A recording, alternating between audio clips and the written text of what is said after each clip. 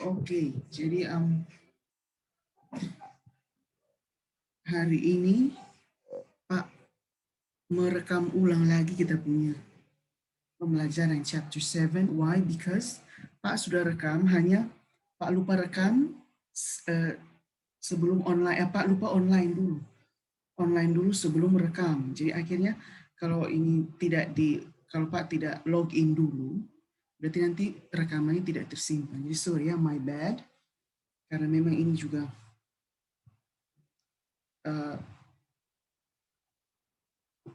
Pak masih baru juga dengan ini Zoom. Ini artinya bahwa memang Pak sudah cukup tahu dengan ini Zoom, hanya beberapa hal kecil seperti ini yang mungkin terlewati. Jadi ya itu mungkin pelajaran juga buat kalian kalau suatu saat mau apa dengan Zoom begitu.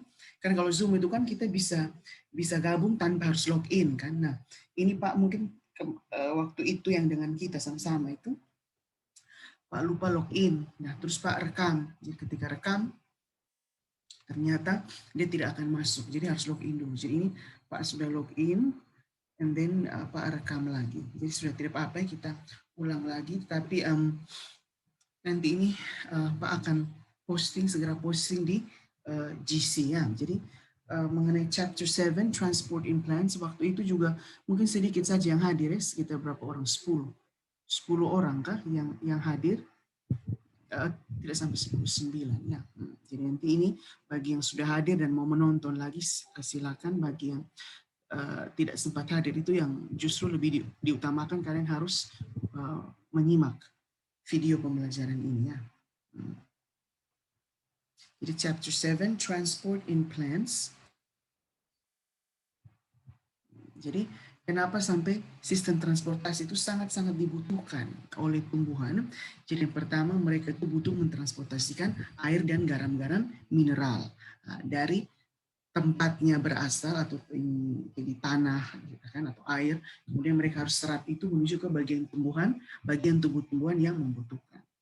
Kemudian yang kedua, juga mentransportasikan zat-zat makanan, dalam hal ini zat-zat hasil fotosintesis. Kalau zat hasil fotosintesis ya berarti ditransportasikan dari organ tempat makanan itu dibuat pertama, yaitu di sini pada umumnya di daun, menuju ke bagian-bagian tumbuhan juga yang membutuhkan. Karena ini ingat bahwa tumbuhan tidak hanya berfotosintesis saja, tetapi dia juga sama seperti layaknya manusia dan hewan, di mana dia juga melakukan respirasi. Nah, kalau respirasi otomatis butuh bahan bakar berupa karbohidrat atau dalam hal ini sugar. Nah, inilah yang salah satu perbedaan dengan kita, manusia maupun hewan yang heterotrof. Kita tidak dapat membuat makanan kita sendiri. Sehingga untuk mengambil kita bahan bakar untuk respirasi itu, untuk menghasilkan energi itu, kita justru harus ambil dari tumbuhan, makan hewan, ya toh. Tapi kalau tumbuhan, ya, dia bisa membuat makanannya sendiri atau sebagai sumber untuk menghasilkan energi selama proses respirasi. Seperti itu. Kemudian yang ketiga, itu juga untuk mentransportasikan sama juga karbohidrat, tetapi bukan langsung mau digunakan sebagai ini bahan bakar, tetapi mau disimpan dulu untuk sementara. Nah, dalam hal ini dia simpan ke organ tumbuhan yang nantinya akan bertindak sebagai penyimpan atau storage. Ya, jadi contohnya seperti yang Pak singgung waktu itu, kayak ubi kayu ya, ubi kayu Manhiot utilissima itu kan karbohidratnya dibuat dari daun, kemudian setelah karbohidratnya selesai di fotosintesis, dia akan dibawa ke akar. Karena apa? Akar kan merupakan di umbi atau umbi akar. Nah, jadi dia simpan itu makanan di ini akarnya. Makanya membesar toh itu, atau sama juga seperti wortel, itu juga termasuk umbi akar. Ubi jalar ya, Ipopoma batata, wortel tadi, Daucus carota. Kemudian ada juga tumbuhan yang setelah dia buat dia makanan di daun, dia simpan itu di batang. Seperti apa? Solanum tuberosum, kentang, Saccharum officinarum, tebu, ya kan? Nah, seperti itu. Jadi itu ya, kenapa atau alasan pentingnya tumbuhan harus juga dilengkapi dengan sistem transportasi. Nah, khusus untuk zat-zat yang bersifat gas, ya, yang berwujud gas, itu biasanya dia langsung berdifusi. Nah, kalau difusi berarti Pak harapan kalian sudah ini apa ya? Masih ingat ya, ini kita punya materi meeting, jadi bertransfer pasif secara difusi langsung melalui ruang-ruang antar sel yang ada pada batang, akar, dan juga daun. Nah, gas-gas apa saja yang berdifusi itu dan apa fungsinya? Yang pertama ada CO2. Nah, kita tahu bahwa CO2 itu kan fungsinya untuk apa? Fotosintesis, no? Dimanfaatkan dalam proses fotosintesis, di mana proses fotosintesis ini umumnya dilakukan di daun. Kemudian tak lupa oksigen juga. Oksigen juga bisa berdifusi. Nah, berdifusinya itu pertama lewat sel-sel yang aktif berfotosintesis. Nah, kalau sel-sel yang aktif berfotosintesis seperti sel-sel daun, ya berarti oksigen itu dia bisa mensuplai sendiri. Karena apa? Hasil sampingan dari fotosintesis selain karbohidrat adalah juga oksigen. Jadi oksigen itu zat sisa, tapi dia bisa ambil kembali, dia bisa daur ulang kembali itu oksigen, dipakai untuk dia berespirasi. Tetapi kalau untuk sel-sel yang tidak begitu aktif melakukan fotosintesis, seperti apa? Akar, batang, nah itu berarti otomatis dia harus mengambil itu oksigen dari lingkungan luar.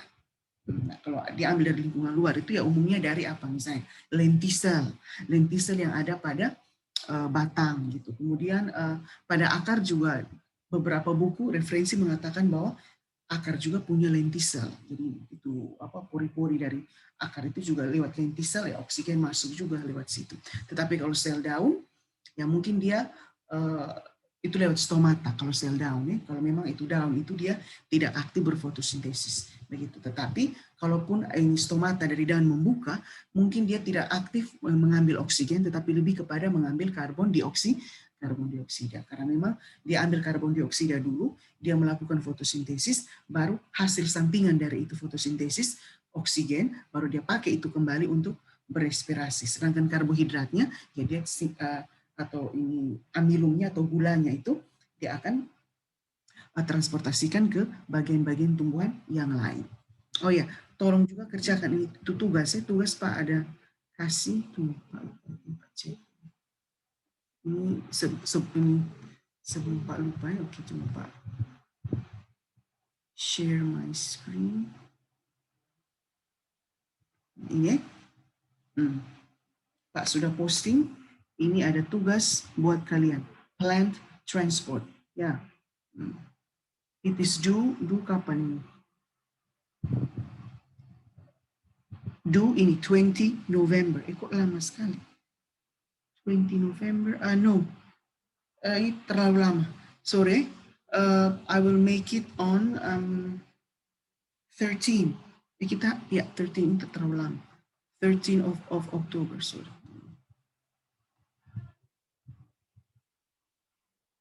Jadi kan hari ini tanggal 8.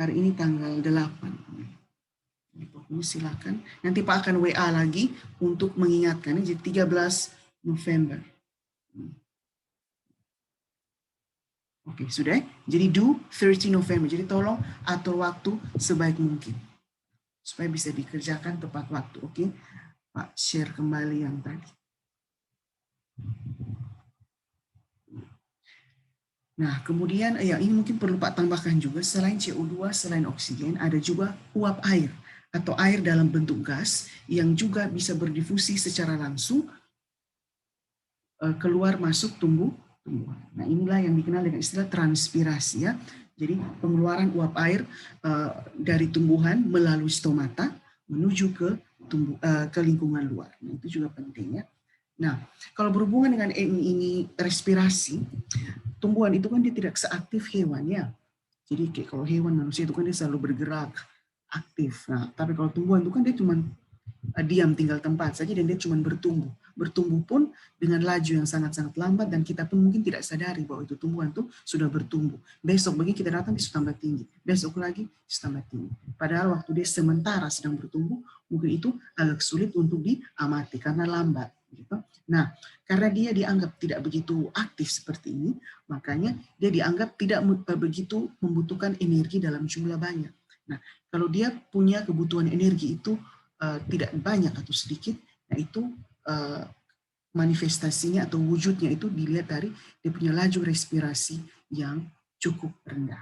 Jadi respirasi itu kan kalian ingat ya konsep respirasi itu kan untuk menghasilkan energi. Jadi kalau saya butuh banyak energi, otomatis logikanya adalah saya punya laju respirasi juga meningkat, ya toh. Tapi kalau sebaliknya, saya punya energi saya butuh energi tidak terlalu banyak, ya berarti saya punya laju respirasi juga tidak begitu banyak atau tidak begitu cepat. Nah, itulah yang terjadi pada tumbuhan. Nah, sebelum kita mempelajari tentang bagaimana zat-zat itu ditransportasikan oleh tumbuhan, berarti kita juga perlu tahu kira-kira bagaimana struktur anatomi dari batang, akar, dan daun itu sendiri. Karena organ-organ inilah yang merupakan organ-organ yang akan dilalui oleh semua zat-zat yang ditransportasikan oleh tumbuhan tersebut. Nah, kalau ini sekarang stem, ini batang, ini merupakan transverse section, penampang melintangnya dari batang. Di sini dibedakan menjadi dua, batang dikotil sebelah kiri kita, dan ini batang monokotil. Nah, sekarang kita lihat kalau batang dikotil dan monokotil itu pastinya ada bagian-bagian yang sama bagi keduanya. Pasti ada epidermis paling luar, itu kan untuk pelindung toh. Kemudian nanti ada juga korteks. Korteks itu kaya sekali dengan jaringan parenkim. Kalau kaya dengan jaringan parenkim berarti dia itu pasti berguna sebagai penyimpan. Kemudian pit ini di bagian tengah jaringan dalam yang masih muda, masih embrional, kaya sekali dengan jaringan meristem. Kemudian nanti ada vascular bundle, berkas-berkas pengangkut. Kalau dibilang berkas pengangkut, itu berarti kalian sudah harus langsung berpikir bahwa ini adalah xilem dan phloem. Ya, ingat ya, berkas pengangkut. Xilem dan phloem, dan kalau untuk batang dikotil berarti xilem dan phloemnya itu di tengah-tengahnya ada cambium. Tetapi kalau untuk monokotil, kalau dibilang berkas pengangkut berarti cuma xilem dan phloem saja, tidak ada cambium. Ingat itu. Nah, ini tampilan yang ini asli dari batang tumbuhan dikotil dan monokotil, yang mungkin cukup complicated ya kalau kita lihat seperti ini.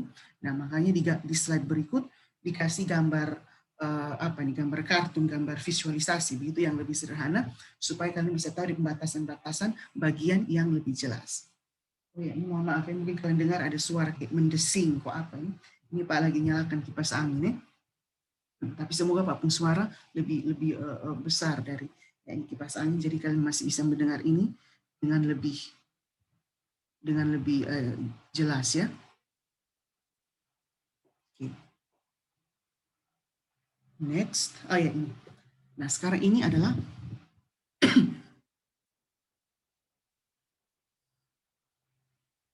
ini adalah penampang melintang dari batang dikotil. Nah, mari kita lihat sama-sama. Mulai dari paling luar dulu. Paling luar ini adalah apa? Epidermis. Ya, epidermis itu sebagai pelindung. Nah, kadang-kadang lapisan epidermis atau kulit batang ini, excuse me. Dan biasanya bagian luar dari epidermis ini dia biasa pecah-pecah, terkelupas. Seperti kalau kalian pernah lihat pada yang besar tuh seperti jati dan lain sebagainya. Nah, nomor 6 itu ini. Nah, kenapa sampai itu bisa terjadi? Nah, yang ini kalau kita lihat kulit batang yang terkelupas itu bukan epidermis, tetapi lebih luar lagi dari epidermis, yaitu apa? Cambium gabus. Itu yang biasanya melindungi tumbuhan dari penguapan atau transpirasi yang berlebihan. Jadi kalau kalian pernah lihat ada batang-batang pohon yang dia terkelupas. Nah itu biasanya bagian luar lagi dari epidermis yang disebut dengan cambium gabus. Ya, seperti. Nah, baru nomor 6 ini epidermis sebagai pelindung. Jadi kalau di sini pelindung, epidermis itu pelindung dari apa? Gesekan mekanis, kayak misalnya tiba-tiba luka atau apa, atau serangan hama. Nah itu epidermis yang pertama kali bertugas untuk melindungi. Terus di bawah 6 itu ada 5, dia lebih tebal dari epidermis. Kalau epidermis kan cuma satu lapis saja, meskipun satu lapis, tetapi dia sangat-sangat rapat dia punya sel dan sangat-sangat tebal dia punya dinding sel, karena memang fungsinya itu untuk proteksi. Kemudian di bawah nomor 6 itu ada 5, korteks. Korteks itu dia lebih tebal dari epidermis, itu kaya sekali dengan jaringan parenkim. Nah, tadi Pak sudah singgung bahwa kalau dia mengandung banyak sekali jaringan parenkim, berarti dia itu berfungsi sebagai penyimpan. Penyimpan apa? Simpan apa saja. Bisa simpan zat racun yang tidak bisa dikeluarkan. Kemudian yang paling utama dia bisa simpan zat-zat makanan, bisa. Dia juga bisa simpan udara, dia juga bisa simpan air.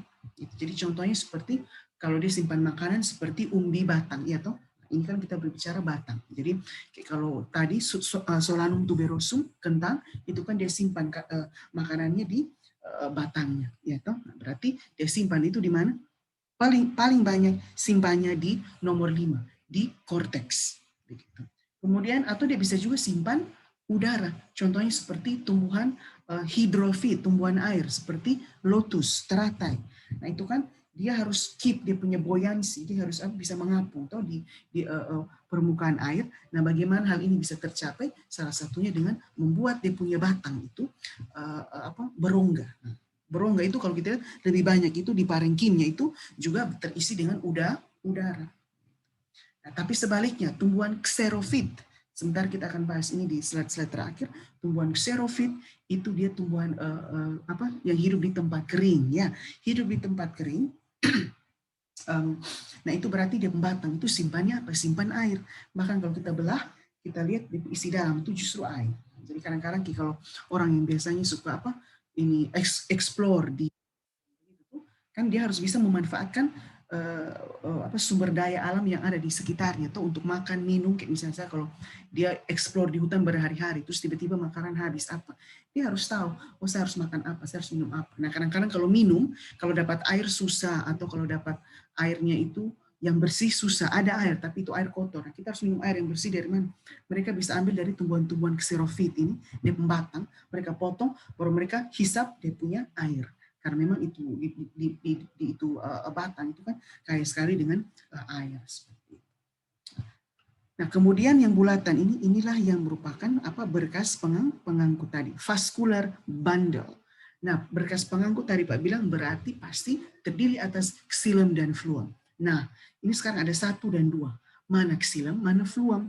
Nah, kita ingat bahwa fluem itu harus paling luar. Sini ya, ini fluem, ini xilem. Ingat itu ya. Fluem itu adalah bagian luar, bagian sebelah dalam pasti xilem. Nah, di tengah-tengahnya ini sudah pasti adalah cambium, yang lingkaran dalam ini, cambium. Begitu ya. Nah, cambium ini dibagi menjadi ada cambium yang jenisnya nomor 3, ada cambium yang jenisnya nomor 4. Nah, kalau kita lihat nomor 4, ini kan dia berada dia diapit oleh fluem dan xilem.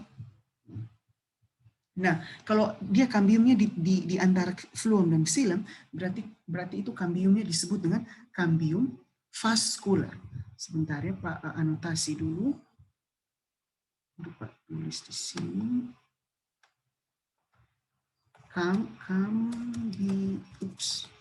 Kambium vascular karena dia berada di antara fluem dan xilem. Atau bahkan sebenarnya pembelahan dari kambium itulah yang menghasilkan fluem dan xilem. Jadi ini fluem itu adalah pembelahan fluem itu adalah pembelahan kambium ke arah luar, sedangkan xilem itu pembelahan kambium ke arah dalam. Kemudian apa itu nomor 3? Nomor 3 itu adalah kambium juga, tapi kambium jenis apa? Kita lihat, ini kambium ini kan terdapat di antara 2 berkas pengangkut, ya kan? Yang ini sebentar. Nah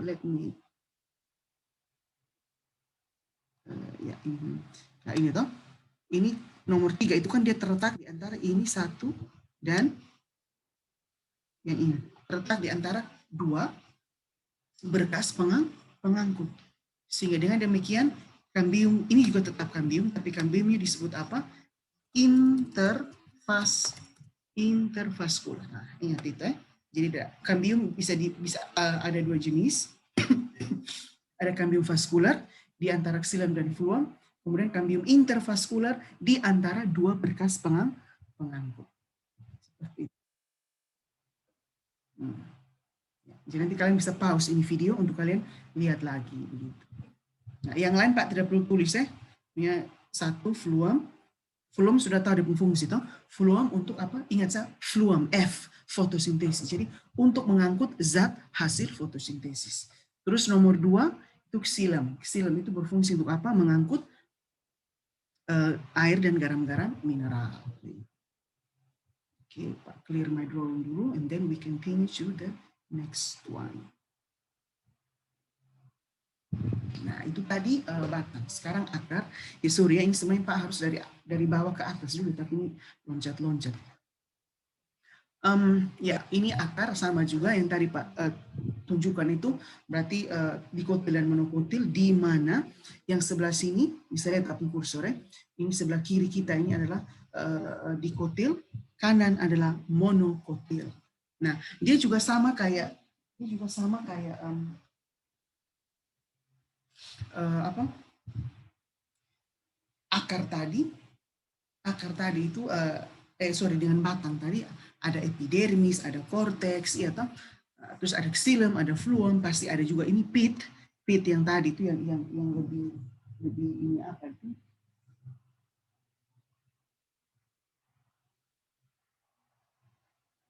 Begitu. Kemudian ada korteks juga, ya kan? Pit yang tadi di batang kan juga ada pit, toh? Pit ini di akar di batang ada, di akar juga ada. Hanya kalau untuk akar ada lagi tambahan-tambahan struktur atau bagian seperti bisa kita lihat di sini ada endodermis dan ada perisikal seperti itu. Nah, ini bentuk gambar yang lebih mudah, ya, visualisasi dari gambar yang asli tadi yang ini.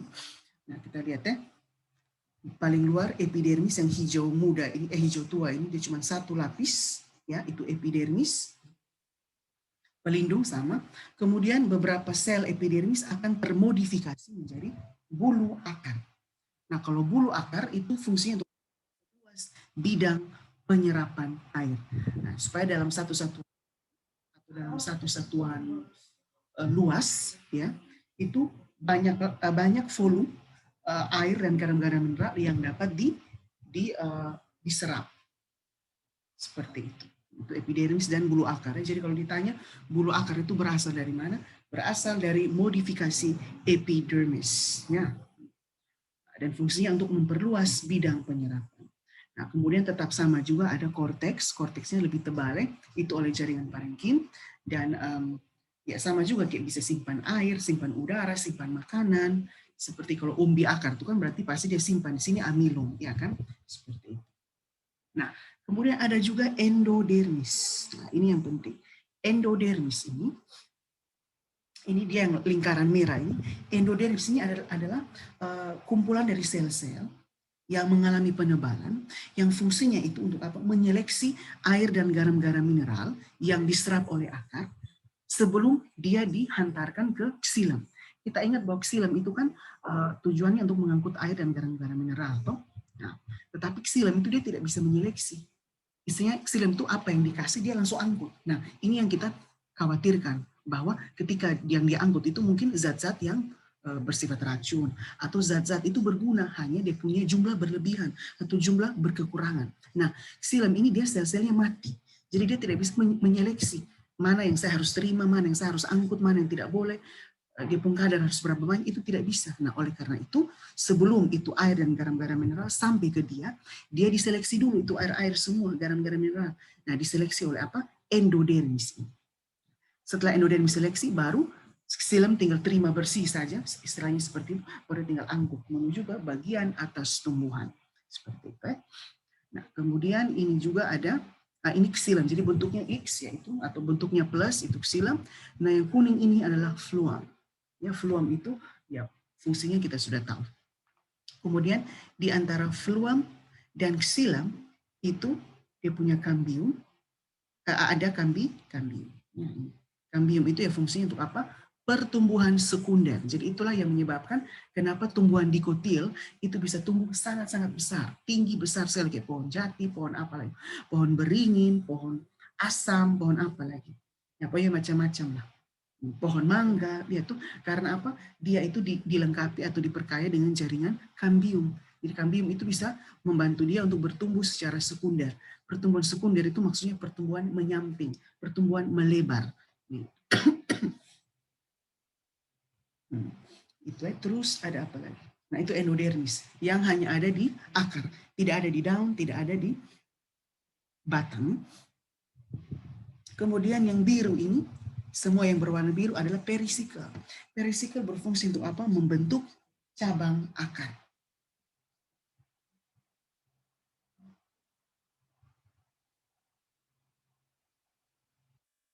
Membentuk cabang akar.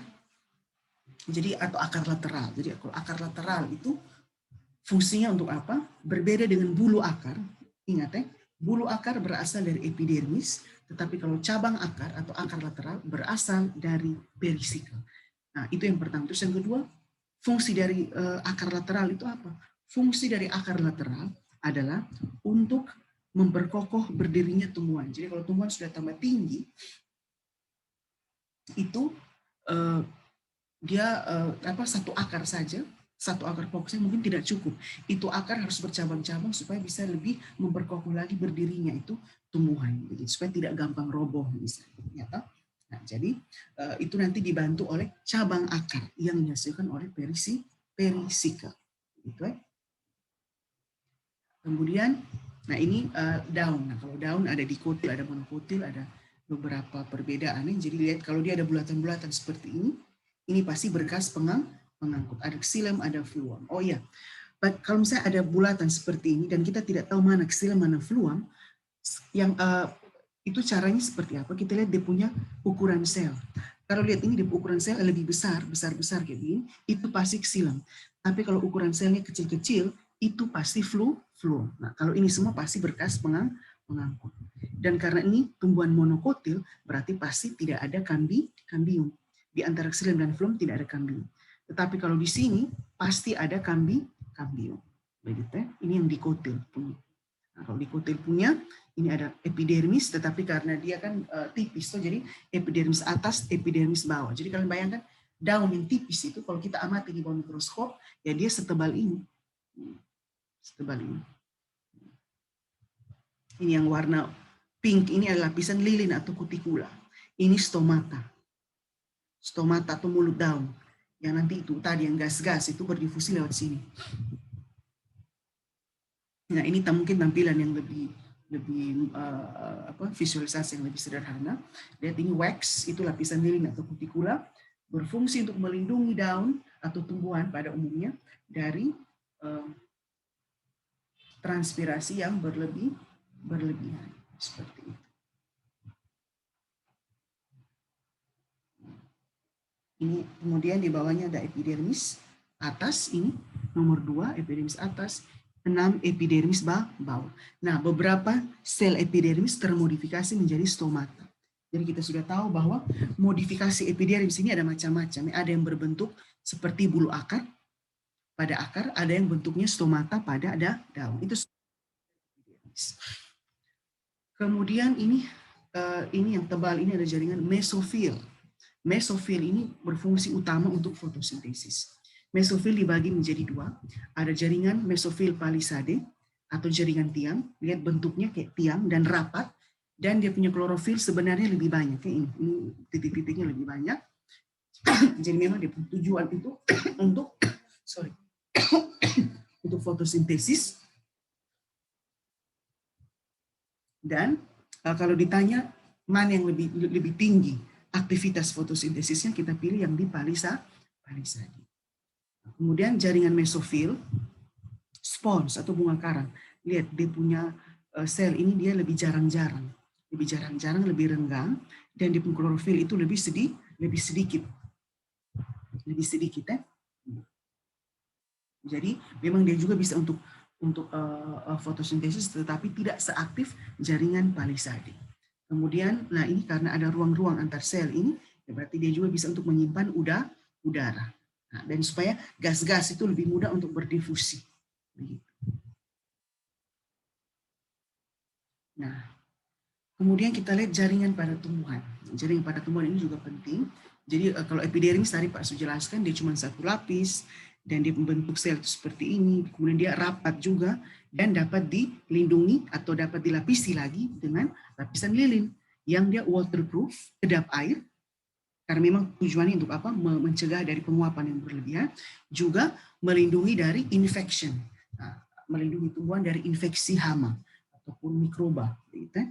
Nah, pada akar dia menjadi bulu akar. Ada beberapa epidermis termodifikasi menjadi bulu akar. Kalau pada daun dia bisa termodifikasi menjadi stomata.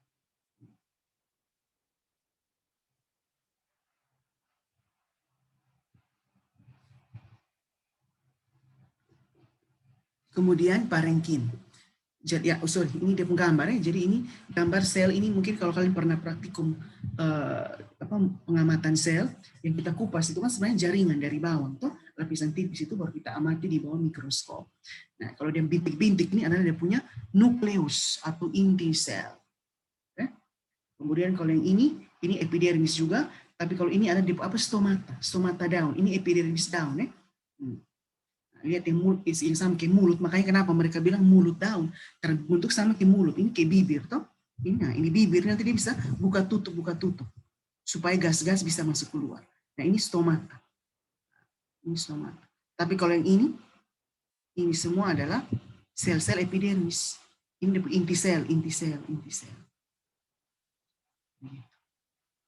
Nah sekarang parenkim. Parenkim itu dinding selnya tipis. Fungsinya untuk apa? Penyimpan. Nah, jadi dia bisa penyimpan, tadi Pak sudah jelaskan, simpan makanan, simpan udara, dan lain sebagainya. Bisa juga mencegah tumbuhan dari layu. Nah, jadi ini ada hubungannya dengan fungsi yang di atas, storage. Jadi kan dia simpan air. Nah, kalian sudah pelajari itu di transport zat. Kalau sel tumbuhan kemasukan air, dia akan apa? Turgid. Turgid atau tegang, tuh itu kalian sudah belajar itu.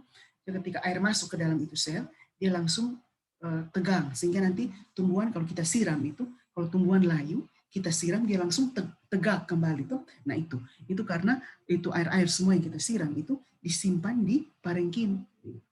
Kemudian untuk parenkim yang ada di daun itu kan termodifikasi menjadi jaringan palisade dan jaringan spons. Itu yang membantu untuk fotosintesis sehingga ya parenkim juga bisa berfungsi untuk fotosintesis.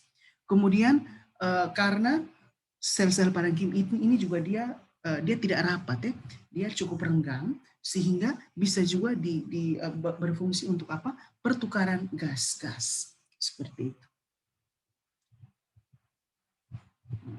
Bisa ini. Next, from leaves to atmosphere, transpirasi. Nah, salah satu bentuk transportasi air yang pertama adalah transpirasi, yaitu pengeluaran uap air dari tumbuhan ke lingkungannya. Nah, mekanismenya melalui apa? Secara difusi melalui stomata daun. Ya, jadi kalau difusi kita sudah tahu bahwa difusi itu adalah salah satu bentuk transport pasif. Transport pasif di mana zat yang berpindah dalam hal ini air berpindah dari gradiensi konsentrasi yang lebih tinggi ke gradiensi konsentrasi yang lebih rendah. Yang lebih tinggi di mana? Di tumbuhan. Yang lebih rendah di mana? Di lingkungan luar. Begitu. Nah, yang harus kita pahami dari transpirasi adalah pada level yang normal, transpirasi itu justru menguntungkan tumbuhan. Karena apa? Yang pertama adalah bisa membantu tumbuhan dari kepanasan.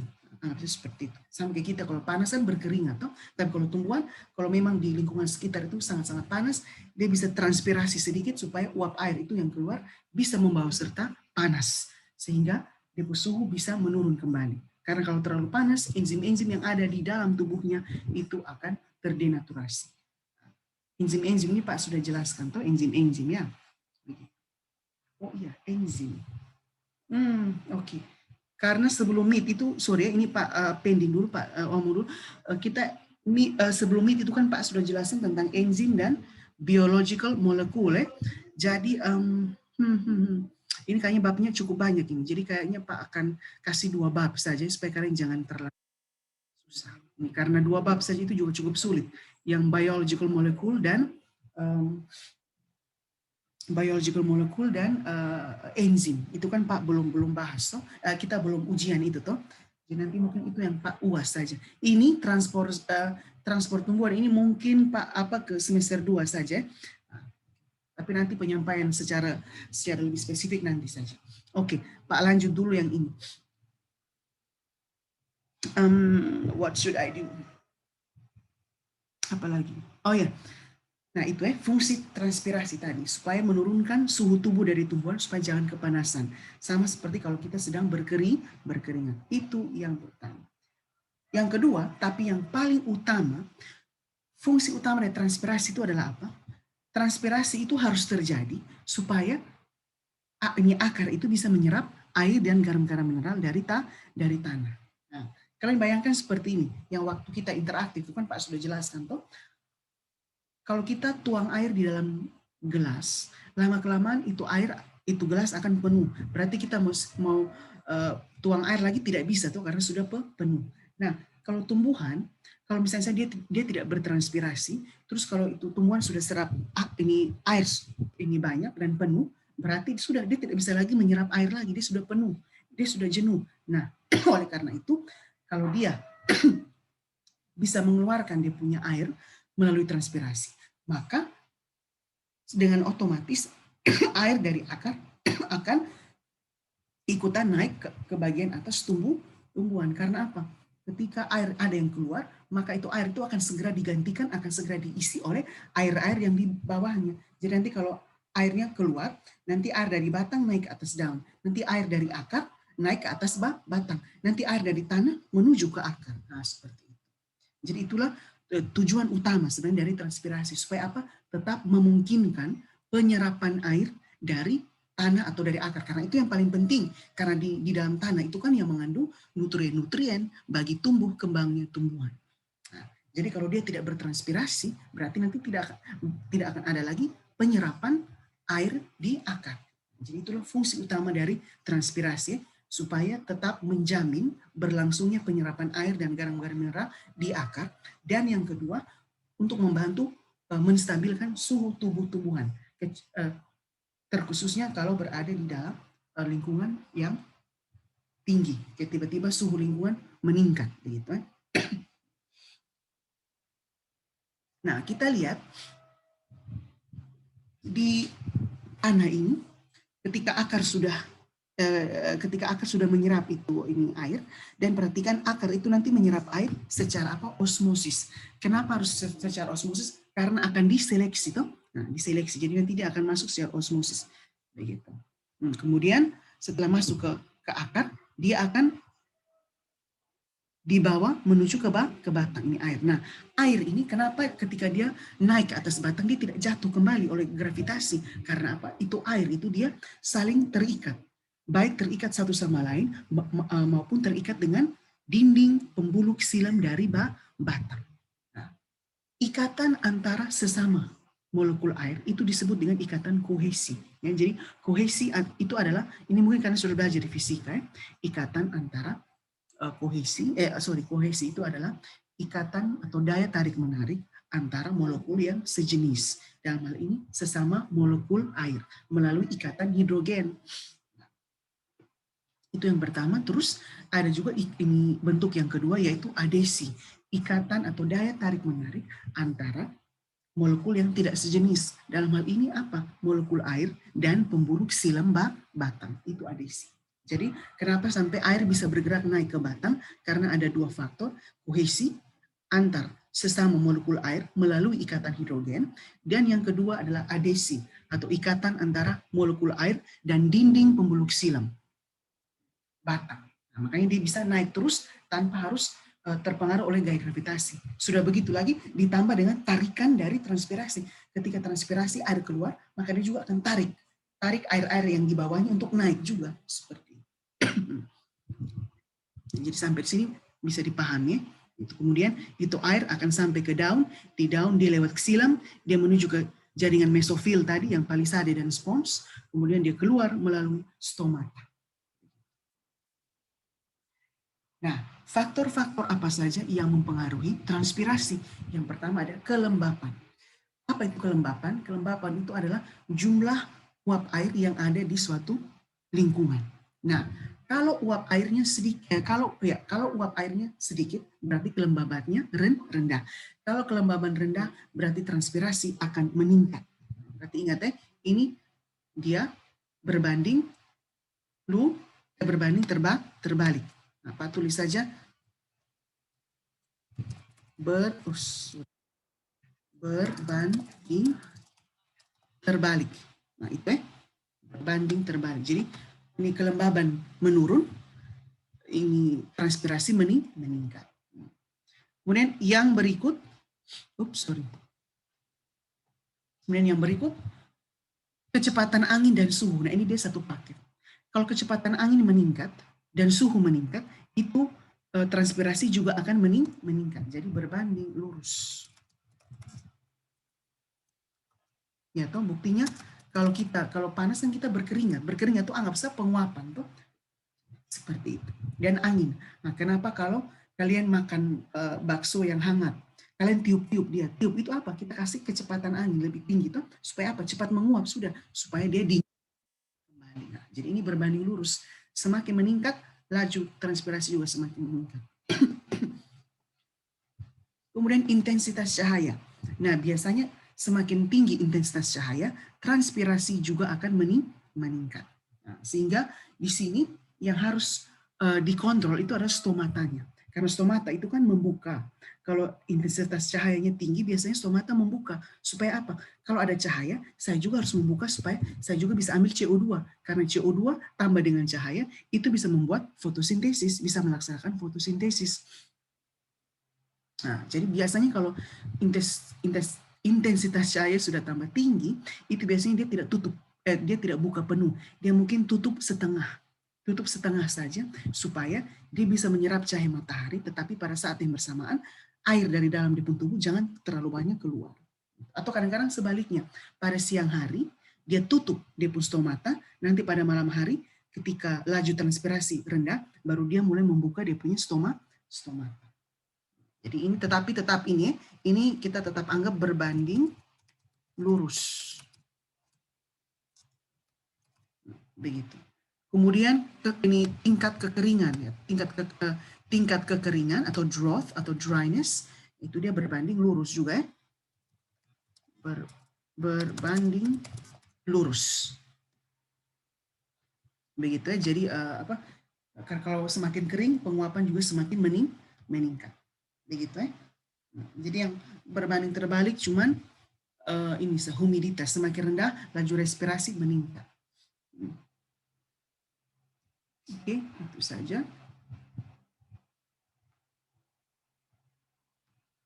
Next. Nah, ini sekarang kita sudah masuk ke tumbuhan xerofit.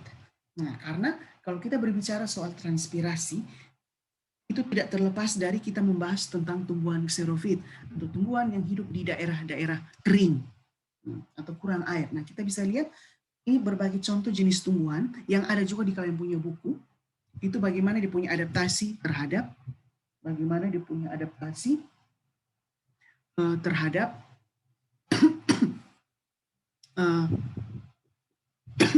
kekeringan dan transpirasi yang meningkat. Jadi kita lihat yang pertama ini ada daun tumbuhan, saya lupa lagi tumbuhan. Kalau terlalu kering, dia bisa menggulungkan di pun daun. Kalau dia menggulungkan di pun daun, itu bisa membantu mengurangi laju transpirasi. Sama juga kayak di daun jagung. Kalau terlalu kering, daun jagung itu dia bisa menggulung. Karena apa? Di dalam daun jagung itu ada suatu sel khusus yang namanya sel kipas. Kipas atau buliform. Nah, itu sel kipas atau buliform itu yang dia sama kayak penggulung begitu. Jadi kalau ini kadar air rendah, itu dia akan mendeteksi itu, dan di respons adalah dia akan mengempis supaya itu daun juga akan menggulung. Itu yang mungkin kalian pernah lihat ada daun-daun yang menggulung, itu pasti karena responsnya terhadap kekeringan ya. Kemudian ada tanaman opuntia atau kaktus. Kemudian kita tanaman seperti ini euphorbia ini kan lihat yang berwarna hijau itu bukan di daun tapi di batangnya tebal. Dan kalau kita iris, kita lihat di dalam dia berair karena menyimpan air. Sedangkan di daun itu yang duri-duri itu, di daun sudah terspesialisasi atau termodifikasi menjadi duri-duri. Untuk apa? Mengurangi penguapan. Karena semakin luas permukaan, laju transpirasi meningkat. Jadi dia harus mempersempit dia punya permukaan supaya laju transpirasi dapat ditekan serendah mungkin. Kalau yang ini merah-merah ini adalah dia bunga, tapi itu tidak relevan dengan topik yang sekarang ini sedang kita bahas. Kemudian ini apa ini yang kayak akar-akar ini? Yang kayak duri-duri ini adalah trikoma. Nah, tadi Pak sudah bilang bahwa kalau di akar itu ada bulu akar, toh modifikasi dari epidermis itu di akar bisa bulu akar, di daun bisa stomata tadi. Nah, sekarang untuk daun juga beberapa tumbuhan itu di dia punya daun itu dilengkapi juga dengan bulu-bulu atau duri-duri. Duri-duri itu disebut dengan trikoma. Nah, trikoma ini fungsinya apa? Untuk membantu memantulkan cahaya matahari supaya bisa membantu mengurangi laju transpirasi. Ini ada juga pada daun jagung juga. Kalau kalian pernah lihat daun jagung itu juga dia ada bulu-bulu halus di permukaan. Bulu-bulu halus di permukaannya itu disebut dengan trikoma. Nah, itu yang membantu untuk memantulkan cahaya matahari. Kemudian yang ini gambar apa ini? Ini kayak mata ini atau kayak lubang hidung atau apa? Nah, ini merupakan stomata. Kita bisa lihat ini stomata ini. Kalau kalian ini kan 3D ya, dia amati menggunakan mikroskop scanning, mikroskop elektron scanning ya, scanning elektron mikroskop, SEM. Nah, ini kita bisa lihat di 3D kan. Nah, kalau tampilan 3D seperti ini, kita bisa mengambil kesimpulan bahwa kalian lihat di lubang itu agak ke dalam. Ini stomata ini kan agak ke dalam. Nah, itulah salah satu bentuk adaptasi dari tumbuhan xerofit, di mana stomata itu tidak terlalu ke permukaan. Karena kalau stomata terlalu di atas daun, nanti dia semakin terkena dengan cahaya matahari. Toh. Jadi dia harus bersembunyi sedikit, dia harus agak ke dalam sedikit supaya jangan terlalu terkena dengan cahaya matahari, supaya dia bisa membantu mengurangi laju transpirasi. Seperti itu. Ya, ini stomata ini ya. Itu. Sama kayak kalau kita tuh kalau panas berarti kita cari tempat yang teduh di bawah pohon. Nah, ini juga sama. Kalau stomatanya tidak bisa terlalu di permukaan, ya dia agak tersembunyi di dalam. Begitu. Supaya kalau dia membuka satu kali, jangan terlalu banyak air yang keluar, tapi airnya yang keluar sedikit saja. Seperti itu. Jadi itu beberapa bentuk adaptasi dari tumbuhan xerofit yang hidup di tempat yang kering sebagai bentuk adaptasi terhadap kekeringan. Dan juga laju transpirasi yang tinggi karena kering tadi tuh, kering dan panas tadi tuh. Karena kering dan panas, transpirasinya pasti meningkat sehingga mereka harus bisa mengakalin itu.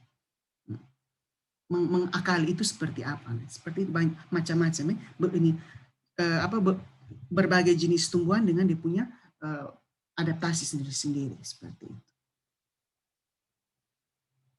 Nah, sekarang kita masuk ke pembuluh xilam. Xilam ini kan yang merupakan pembuluh yang secara langsung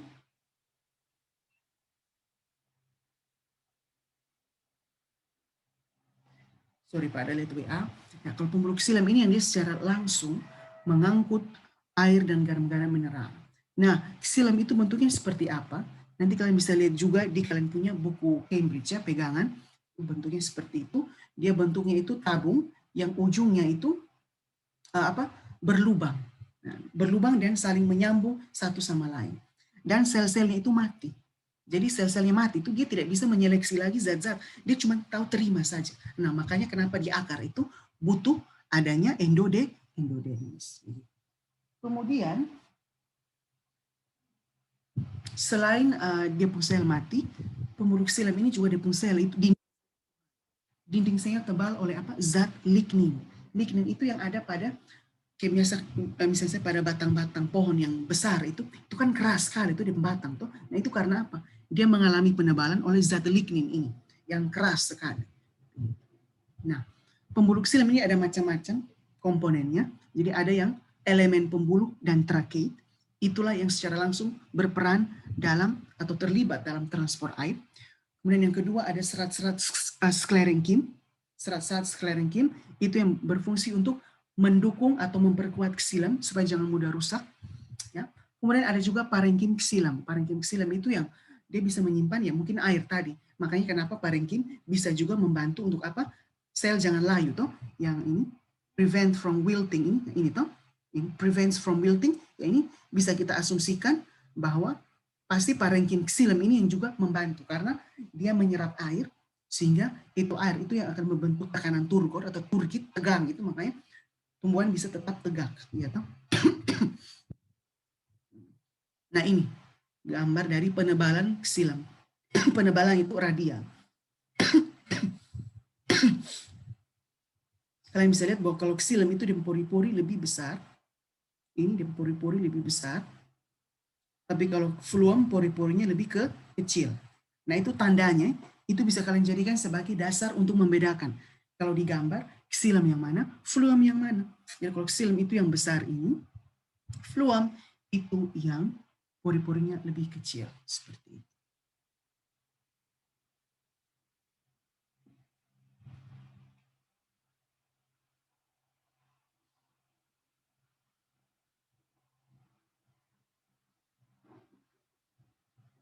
Kemudian, nah ini endodermis yang tadi kita sudah bahas ya.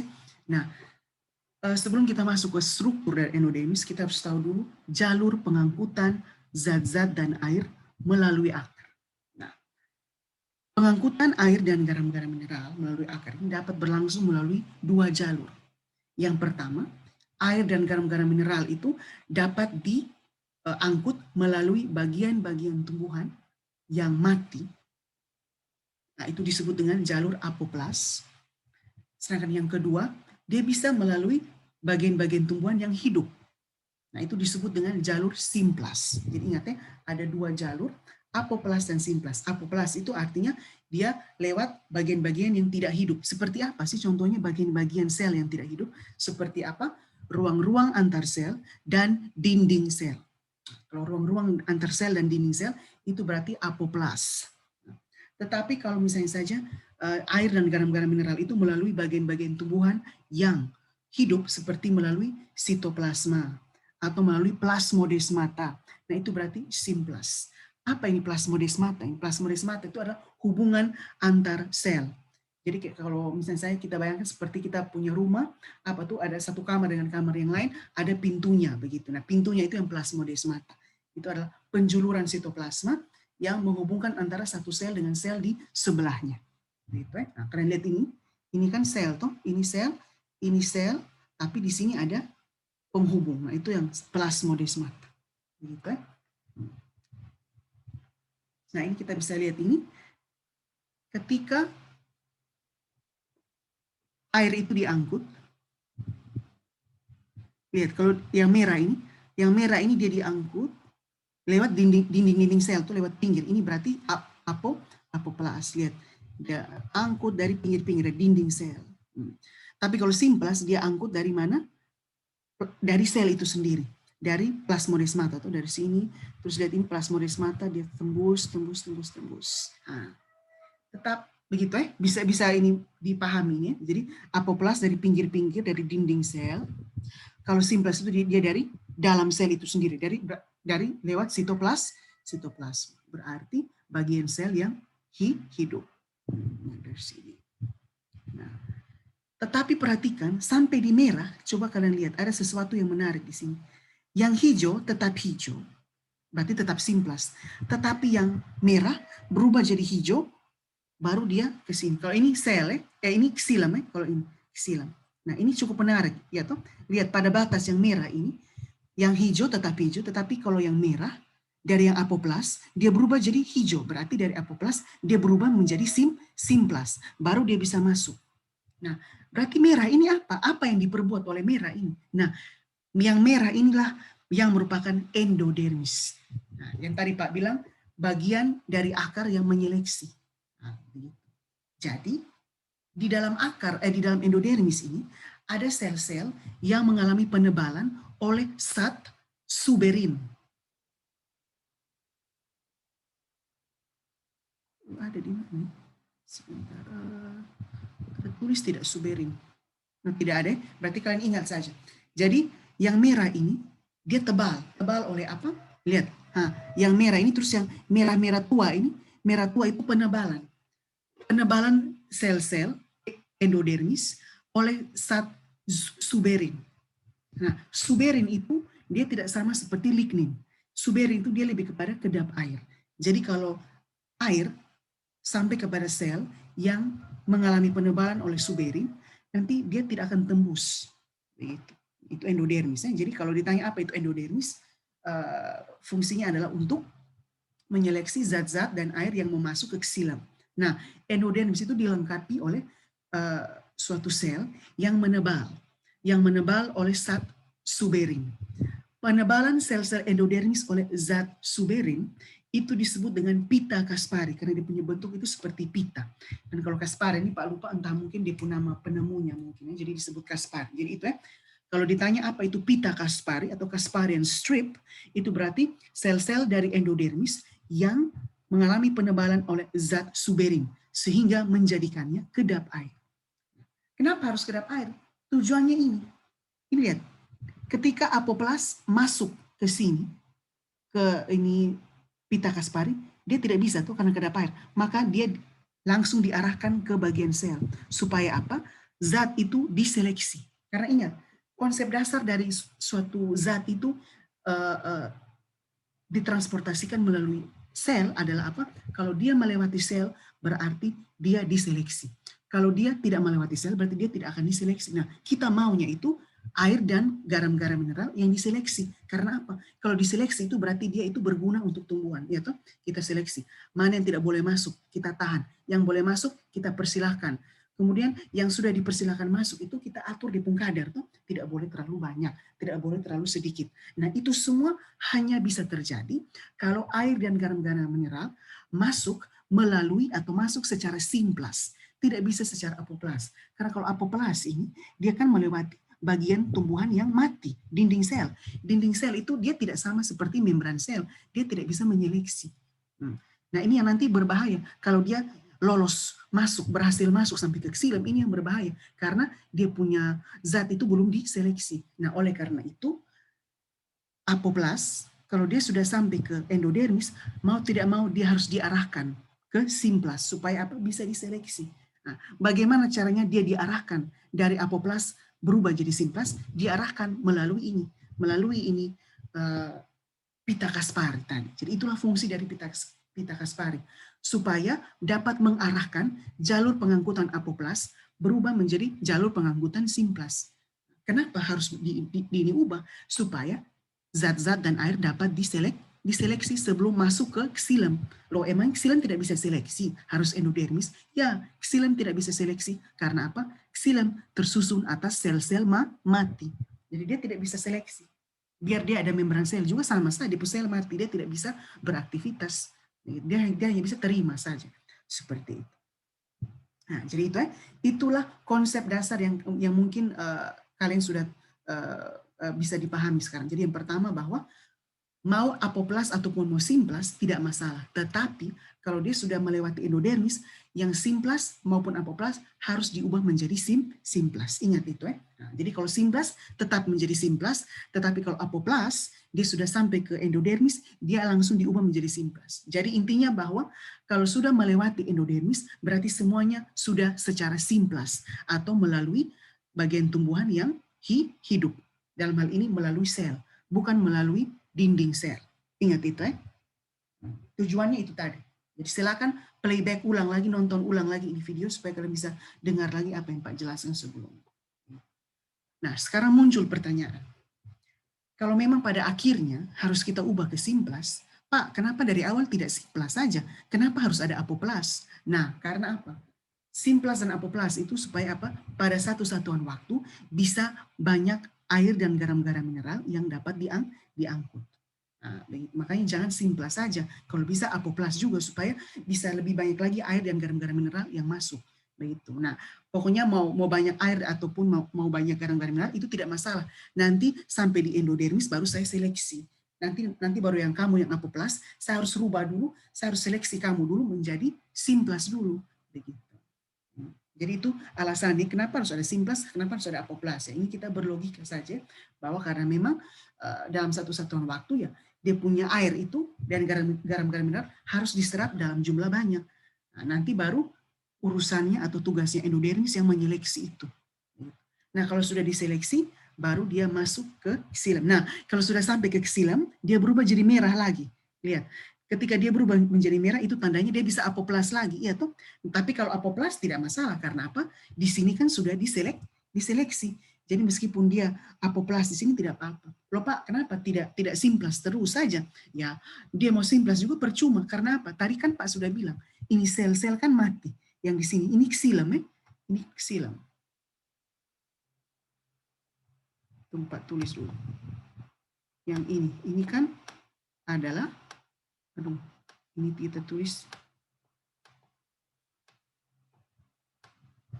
oops. Ini kan xilem. Ini semua. Dan xilem kan tadi Pak sudah bilang, dia pun sel-sel ini kan mati. Nah, jadi air mau masuk pun tetap pasti apoplas, karena itu bukan bagian sel yang hidup. Seperti itu ya.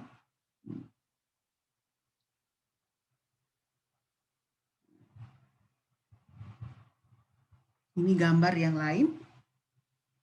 Gambar yang lain dari endodermis ya. Supaya Pak mau kalian itu jangan hanya hafal gambar, tapi harus pahami gambar juga. Begitu ya.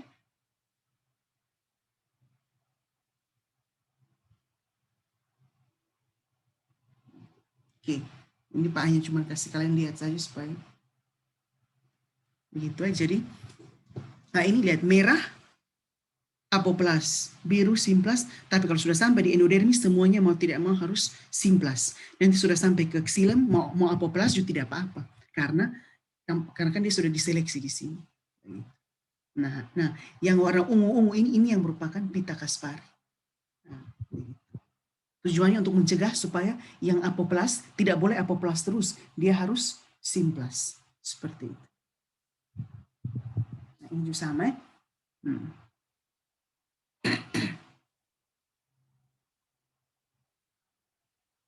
Nah, sekarang bagaimana dengan translokasi? Apa itu translokasi? Translokasi itu berhubungan atau merujuk pada aktivitas fluom. Kita sudah tahu bahwa fluom itu kan mengangkut zat hasil fotosintesis. Nah, fluom ini mengangkut zat hasil fotosintesis dari daun menuju ke bagian-bagian tumbuhan yang membutuhkan.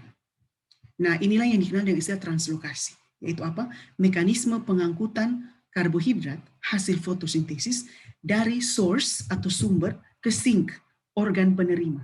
Kayak contohnya kalau ubi kayu tadi, berarti source-nya adalah, sumbernya adalah dari daun, baru dia akan bawa itu ke sink. Sink itu organ penerima. Dalam hal ini, organ penerima berupa apa? Akar. Jadi itu translokasi itu adalah transportasi ini apa tadi? Karbohidrat dari source menuju ke sink, dari sumber menuju ke organ target atau organ penyimpan, bisa juga seperti itu. Sehingga baik, nanti kita lihat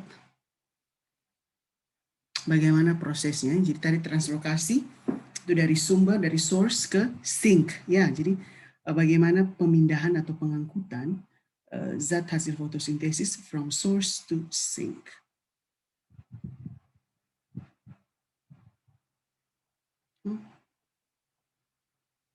Nah, untuk menjalankan fungsinya, fluom itu dia sebenarnya butuh bantuan dari xilem. Nah, jadi dia tidak bisa bekerja sendiri untuk memindahkan, yaitu apa? Bagaimana xilem dapat membantu fluom untuk mencapai hal ini. Nah, kita tahu bahwa xilem itu kan dia mengangkut air. Dia angkut air, nanti itu sebagian air akan masuk ke fluom, akan masuk ke source di sel-sel mesofil tuh yang melakukan fotosintesis. Nanti ketika itu air sudah masuk, itu air akan membuat itu tekanannya semakin tinggi. Jadi kalau tekanan di dalam sel semakin tinggi, nanti itu tekanan air itu akan mendorong keluar sukrosa atau zat hasil fotosintesis ini menuju ke pori-pori sel, plasmodesmata, terus sudah keluar melalui pembuluh fluom dan akhirnya masuk ke sink. Jadi begitulah caranya fluom mentransportasikan dia punya sukrosa. Jadi ketika xilem mengangkut air ke atas, sebagian air itu akan dibawa ke daun untuk pertumbuhan dan perkembangan. Tetapi sebagian airnya itu akan dibawa ke sel mesofil untuk membuild up, meningkatkan dia punya laju, untuk meningkatkan dia punya tekanan turgor. Nah, ketika ini tekanan sudah semakin tinggi, itu air yang sudah banyak itu akan menekan kembali, menekan kasih keluar sukrosa, sehingga dia akan diangkut melalui fluom. fluom dan nantinya akhirnya masuk ke sukrosa. Seperti itu.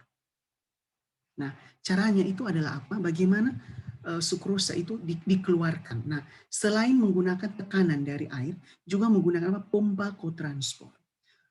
Pompa kotransport ini adalah salah satu jenis pompa atau transport aktif yang membutuhkan energi. Jadi kalian bayangkan seperti begini. Memang air sudah bisa dorong ke keluar sukrosa, tetapi sukrosa ini harus dibantu atau didampingi oleh suatu ion yang bisa bersama-sama dengan dia ditransportasikan atau kotransport. Jadi seperti ini. Lihat ini kan es, sukrosa di luar tadi itu yang ini kan, ini. Yang sini.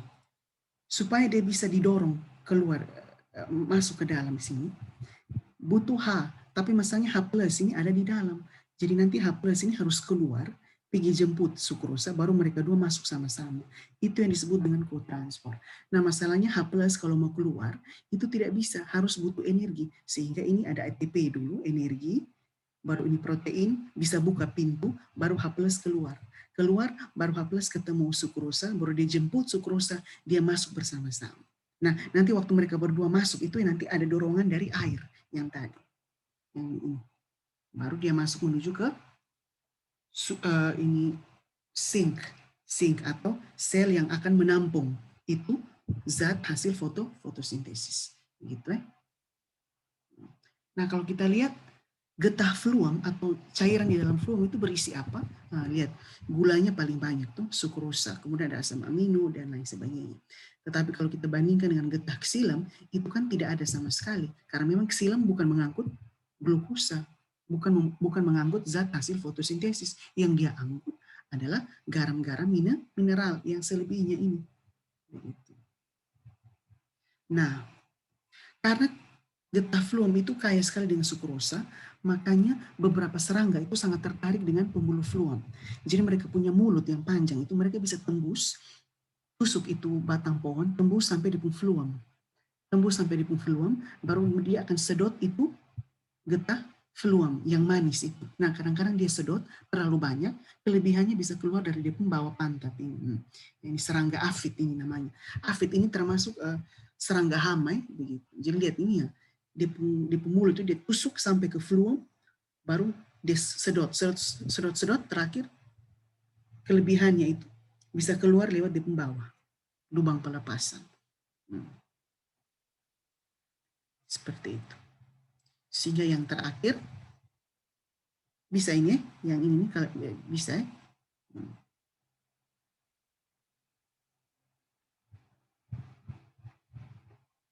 Nah, apalagi yang perpanjangannya. Jadi itu tadi ya, translokasi afid. Nah, jadi afid itu serangga yang karena dia sudah tahu ini fluom ini seperti apa, karena fluom itu mengangkut sukrosa. Jadi sudah dia tinggal sedot dari fluom, dia sedot itu gula-gula semua. Nah, karena gulanya berlebihan dia keluar dari sini. Nah, kemudian yang terakhir ini adalah perbedaan ksilam dan fluom. Nah, kita sudah tahu yang pertama perbedaan fungsi ya. Kalau fungsi itu tadi. Kalau perbedaan fungsi, ksilam fungsinya mengangkut air dan garam-garam mineral, fluom mengangkut zat hasil fotosintesis. Kemudian yang kedua secara struktural atau anatomi, ksilam itu tersusun atas sel-sel mati dan sel-selnya mengalami penebalan dan ukuran pori-porinya itu lebih besar. Tetapi kalau fluom itu dia punya sel-selnya hidup, dinding selnya lebih tipis dan pori-porinya itu lebih kecil. Ingat ya, fluom lebih kecil, ksilam lebih besar. Kemudian secara fisiologis, jalur pengangkutan ksilam itu cuma satu jalur dan satu arah. Ya, jadi ini air cuman hanya ada jalurnya ke atas, di mana air itu diangkut ke atas. Begitu. Tetapi kalau untuk fluom, dia punya jalur pengangkutan itu dua arah dan saling bertolak belakang dan saling berlawanan arah. Nah, begitu.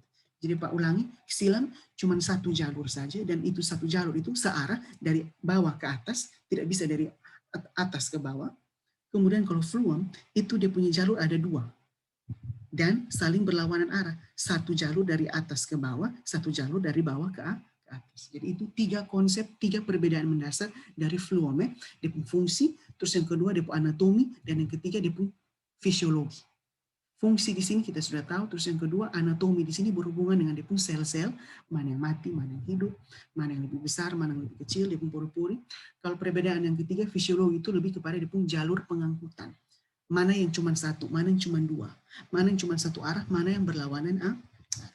Oke, nah sampai di situ saja perjumpaan kita. Ini Jumat, jadi kemarin itu memang Pak suruh rekam kita mau apa, tapi karena Pak tidak karena Pak tidak ini login, jadi dia rekamannya tidak akan masuk. Nah ini Pak sudah login, jadi nanti dia sudah bisa masuk, dia sudah bisa direkam. Jadi secepatnya Pak akan Pak akan posting ini di GC. Dan tolong kerjakan juga tugas ya. Tugas itu ada berapa? Tugas baru satu saja. Oh no, tugas ada dua. Satunya do on, sebentar Pak cek dulu. Satunya do on, ini do on, biar Pak kasih share ini saja. Sorry, ini yang terakhir Pak kasih share. Share my, bisa lihat ini do on, do 13 November, hari Jumat ini. Jam 12 malam, kemudian ada satu lagi tugas, plan transport, itu do-nya on, oh kok 13 juga? Berarti ini jangan 13, ini 20, ini yang 20 sorry. Plan transport yang 20 saja. Iya tuh. Tunggu sekarang tanggal.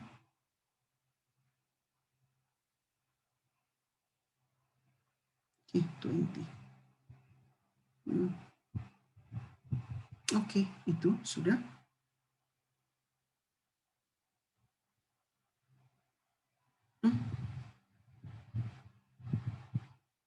Ya, jadi itu saja yang bisa Pak jelaskan untuk transport in plants. Jadi ini memang Pak agak loncat ya, kita sudah bab 1, 2, 3, 4, tetapi Pak langsung loncat ke bab 7, karena bab 5, 6 itu memang agak sulit, itu biar Pak pending saja, kalian sudah kelas 11 saja. Loh, chapter 7 ini untuk grade? Pak boleh 10, oh ya sudah, berarti anggap ini untuk kalian grade 11 ya, sorry. Jadi ini grade 11, jadi kita sudah bab 1, 2, 3, 4, 5, 6. 5, 6. Terus sekarang, ini bab. Oh iya, ini kayak untuk kalian kelas 11 Pak pikir untuk kelas, no. Ini untuk kelas 10 ya.